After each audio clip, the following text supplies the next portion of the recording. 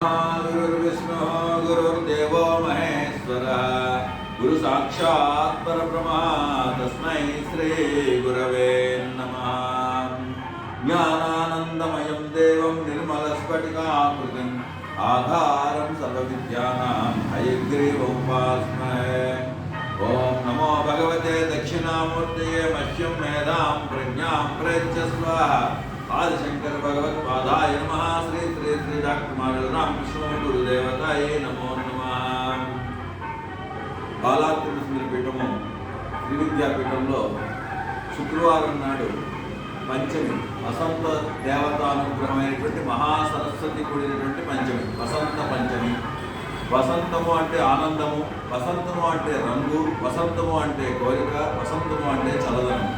ఇవన్నీ కలిసి వచ్చినటువంటి అర్థమైన వసంతము జ్ఞానం.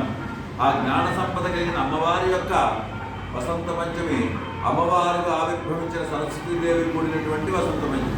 ఆవిడ యొక్క అనుగ్రహాన్ని తొందరగా పొందడానికి వసంత పంచమి యొక్క అందులో అమ్మవారి రాజశ్యామల నవరాత్రుల్లో వస్తున్నటువంటి మహాపంచమి పర్వదినాన రసవతి అయినటువంటి సరస్వతి. రసము అంటే ఆనందము, రసము అంటే కంటి చూపు ఎప్పుడైతే ఉంటుందో అది రసము. కంటి చూపు తగ్గితే ఆ రసం కోల్పోయినట్టు. అలా ఒక్కొక్క ఇంద్రియము జ్ఞానేంద్రియము వాటి రసాన్ని పొందుతూ ఉంటాయి. ఆ రసాన్ని మనం కోల్పోకుండా చేసేటువంటి జ్ఞాన సంపద సరస్వతి.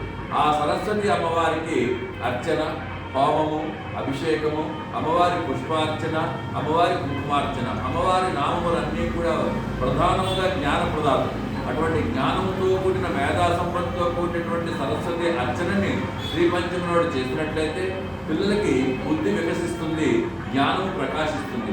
అటువంటి మహాశక్తి కలిగినటువంటి ఆ వసంత పంచమిని అందరూ కూడా ఉపయోగించుకుని ఆ రోజున అన్నప్రసాదాన్ని పీఠంలో చేస్తాం కాబట్టి దానానికి సహకరించి అన్నప్రసాదాన్ని చక్కగా భోజనం చేసి జ్ఞాన ప్రసాదాన్ని కూడా తీసుకుని అమ్మవారి యొక్క అనుగ్రహాన్ని పొందవలసిందిగా ప్రార్థన.